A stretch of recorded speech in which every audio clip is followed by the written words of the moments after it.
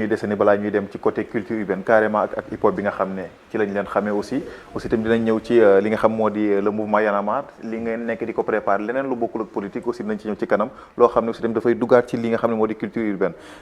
dañu xool ngeen am taxawaay bu ñëpp ràññee ci jamonoy affaire Adji Sarr bi ñu xool aussi tamit démarche yi ngeen ci def bokk ngeen ci ñi nga xam ne yéen déclenché ngeen xaw ma na laa ko moom tuddee sax jamono bi nga xamee ni affaire yooyu amoon na te la moo waraloon seen taxawaay carrément aussi tamit taxawaay bi ngeen ci am ndax am ngeen ci satisfaction. waaw xam nga Bara sur ce problème ñëpp xam nañ ni on a pris position et on l'a assumé te lu tax ñu jël position mooy que ni bi affaire bi commencé Adji Sarr une citoyenne sénégalaise porte plainte Ousmane Sonko un citoyen sénégalais ñu yóbbu yëf yi ca gendarmerie bañ ko yóbboo ca gendarmerie ñu xëy yóbbul ko convocation wa ñu xëy dégg ko ci presse bi dañoo toog neutre ne suñu yoon newu ci c'est entre citoyens chaque citoyen a le droit ñu tooñ la nga yóbbu ko fa mbaxana doonee benn waaye ñu gis déroulement affaire bi commencé noo xamante ni du ma ne état du ma ne gouvernement mais coalition Benno Bokk Yaakaar dugal ci seen loxo di manipuler li nga xamante ni moom la ñuy wooyee la justice ñu commencé trahir procédure bi de déroulement bi ñu ne leen attention ñu njëkk a bind benn communiqué ne leen affaire bi nu mu commencé di dérouler ni du nii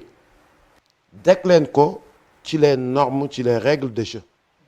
bu ngeen ko ci tegee ñu àtte ko yëf yi parce que les Sénégalais ont besoin aussi fu dëgg fu kuñ tooñ tamit ñu jox la li nga moom mais defuñ loolu ñu dëgër bopp di continuer ñu leen alors comme yéen a ngi continuer nag bëgg a jalgati ak yelleef yi ki nga xamante ni moo di Ousmane Sonko nekk un élu du peuple yëf yi am fu mu war a jaar ngeen ñëw yónnee këram ay policiers ñu encadré ko ba ku fa bëgg a dugg da ngay am sax problème mu ngi commencé ci Maïmouna Bousso bi demoon di ko seeti pour dëgëral ko affaire yooyu policiers yi jàpp ko fa saax-saaxee ko ci saasi ñuy interdire ko dugg kër Ousmane Sonko ñu leen laal nekkatul nag procès ordinaire mais dafa mel ni coalition Benno Bokk Yaakaar daf ci dugal loxoom pour am leneen lu mu ca bëgg a lijjanti wala lu mu ca régler sur ce duñ ko seetaan ñu taxaw wax dëgg yàlla jël ci position bi ñu taxawee jël ci position aussi je ne vais pas dire que ni am nañ ci satisfaction parce que déroulement bi neexuma il y a eu des pertes de vie des pertes te ce que personne ne souhaitait pas sérieusement c'était facile c'était simple c'est deux citoyens yu jote nañ ko teg ci fi ñu ko war a teg ñu régler ko mu jeex ñu jàll ci leneen au-delà des pertes de vie ñu gis ni y a eu des pertes de milliards saccage yi ci am les biens de l'État yi ñu yàq les biens privés yi ñu yàq mu nekk lu ñu naqarlu donc amuñ ci satisfaction ba ci ni mu demee ñu jël waaw te tëj nañ ko fii convoqué nañ ko waa ji war na ñëw uyu ñu jël ko ne ko non da ngay aw yoon bi yu ci bëree ba amuñ ci benn satisfaction ba ñu xëy askan bi révolté ñu xam ni lii fa muy mujj di neex ñu ne waa def na libéré nañ ko mais sous contrôle judiciaire donc amuñ ci satisfaction très honnêtement du début jusqu'ici. doole kii di Ousmane Sonko ba tax ngeen am posture bi ngeen ci am mais ngeen yaakaar ni ci posture boobu noonu jaaraale woo leen fa amaale benn injustice envers beneen citoyenne boo xamante ni bii dafa jàpp ne dañ koo tooñ moo tax mu porter plainte. bon wax dëgg yàlla bi affaire bi di daw yépp musuñu taxaw ne Adji Sarr waroo porter plainte au contraire dañ ko ne sa droit nga nekk da nga war a porter plainte bi affaire bi di daw ñëpp gis nañ ni Adji Sarr dañ ko sax làq kenn gisu ko kenn mënul jot ci moom bi affaire bi di daw ñëpp gis nañ ni Ousmane Sonko moo doon cible bi mooy ki war a wuyu mooy ki warta wuyu mooy ki ñu yóbbul convocation mooy Adji Sarr rapport médical yi lii la génne mooy lee la ñee di wax mooy lii mooy laa mooy lële kon je pense que ni Adji Sarr la mu def ci dañ ko defloo ou pas man dugguma ci loolu affaire am la moom ak ña ko defloo mais li nga xamante ni bëggoon nañ ko teg Ousmane Sonko comme en 2011 bi ko Abdoulaye Wade buggee teg Macky Sall les Sénégalais se sont mobilisés ne ko ça c'est de l'injustice duñ ko bàyyi mu jàll ñëpp xeexle ko soutenir ko donc Macky Sall bu bëggee retourner pour teg ko keneen dinañ ko ne hey muy Jean muy Paul muy Massamba ak Mademba injustice les Sénégalais ne vont pas rester les bras croisés ñu koy teg benn Sénégalais c'est juste ça mais Adji Sarr teguñ ko benn injustice. mais jàpp nga ne allah kulli xaal procès dafa war a am seen diggante ñoom ñaar ngeen ñu xam fu dëgg féete. mais c'est-à-dire déjà ñoom procès am na sax de. parce que après biñ ko defee biñ ko libéré Adji Sarr qui parlait de viol ñu jël ko ne ko da nga war a def une déclaration elle revient pour ne parler pour changer de discours ñëpp ko déggandoo mu ne je ne parle plus de viol waxuma sax waxu viol mais nañ wax ci waxu ñam ak ñàkk a ñam. tu vois un peu alors du coup procès am na fa def nañ ko kon dossier classé la war a doon wala Ousmane Sonko topp ko parce que aussi jël nañ ko traîner ko ci buub bi salteel deram na leeral affaire de viol boobu bu ko leeralee bay xam ni loolu amu fa mu retourner porter plainte moom Adji Sarr ak ña nekkoon ca gannaaw loolu parce que c'est une accusation te daf ko war a leeral pour carrière politique am daf ko war a leeral pour ay mbokkam ak ay doomam ba Sénégalais yëpp xam ni y a pas eu de viol. loolu moom man Ousmane Sonko dama koy demander na taxaw ci loolu bu baax a baax a baax a baax a baax. Mais d'accord. Quelle est la posture de Y'en a marre aujourd'hui par rapport aux personnes qui sont décédées durant les manifestations, les personnes qui ont été blessées? On sent un mutisme depuis que Sonko a été libéré. Donc ça donne plus l'impression que vous êtes battus pour que Sonko se libère, que leneen que da ngeen battre pour que population bi wala bokk sénégalais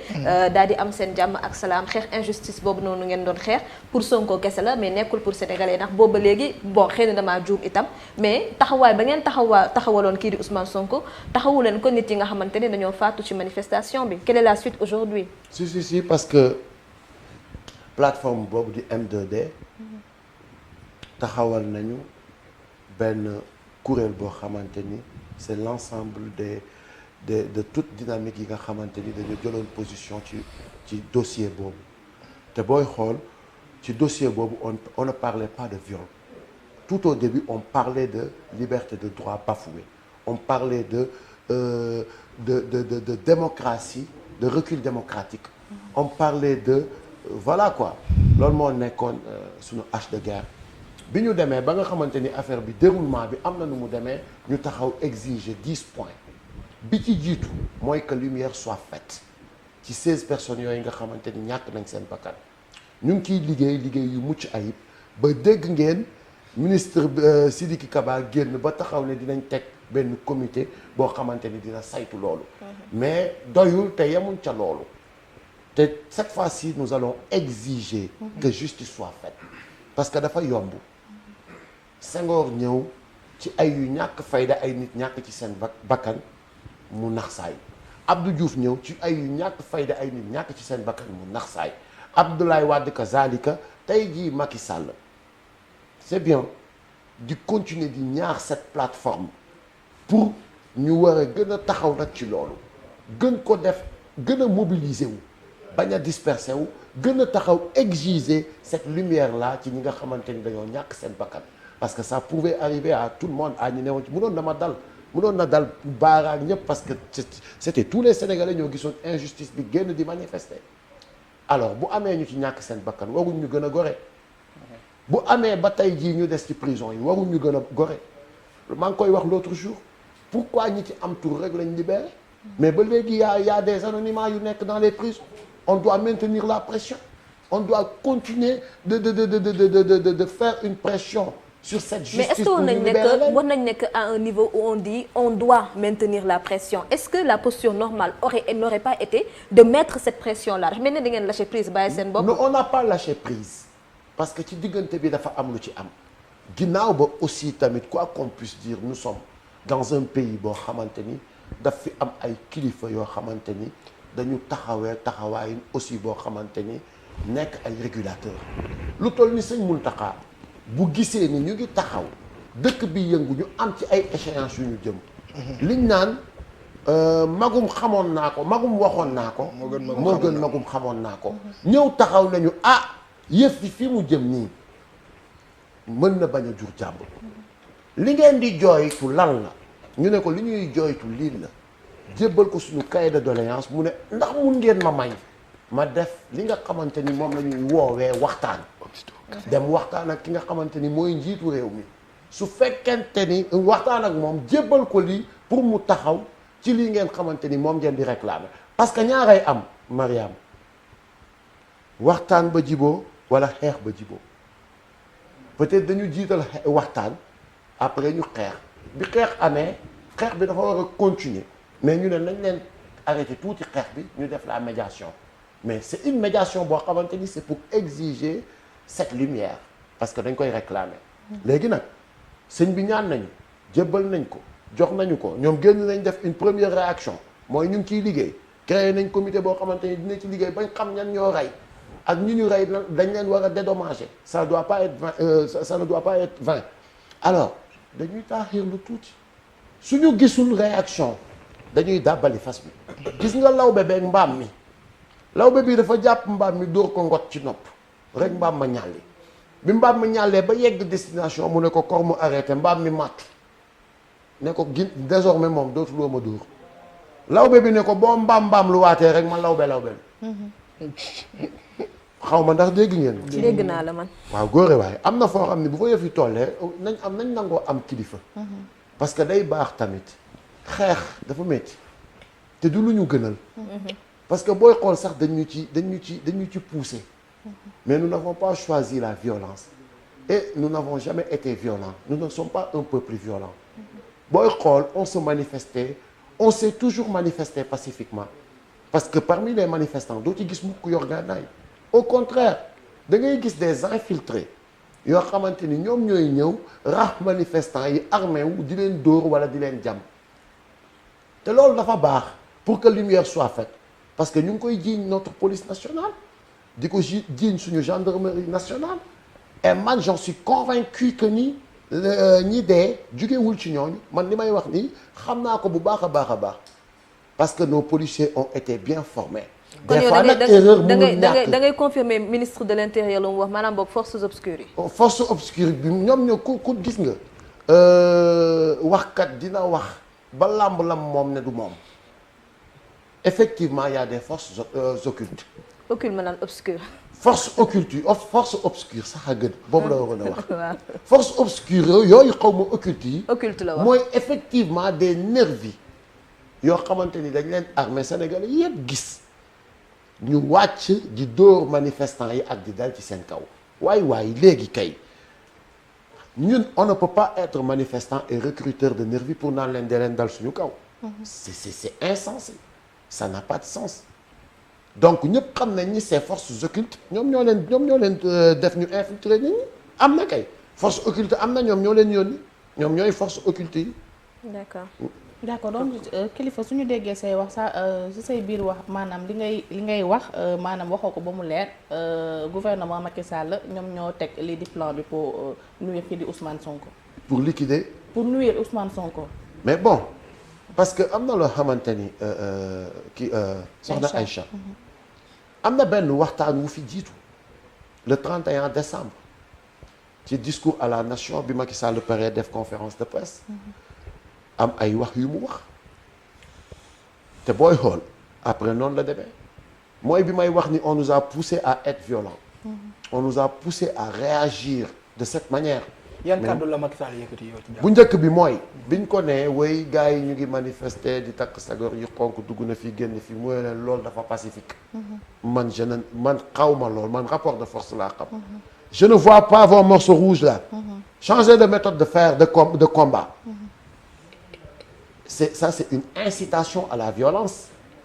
fippu leen lu ngeen di yambar lu nii boobu ba léegi ma leen di jàpp di def lu ma ne lu neex ngeen di toog di yërëmtalu naan da ngeen takk sagar yu xonk changer leen loolu indi leen beneen Sénégalais yi dégg ko indi boobu beneen bi mu ne y a des dossiers yoo xamante ni man président de la République ministre de la procureur da koy jot bu ko jotee wax ko ministre de la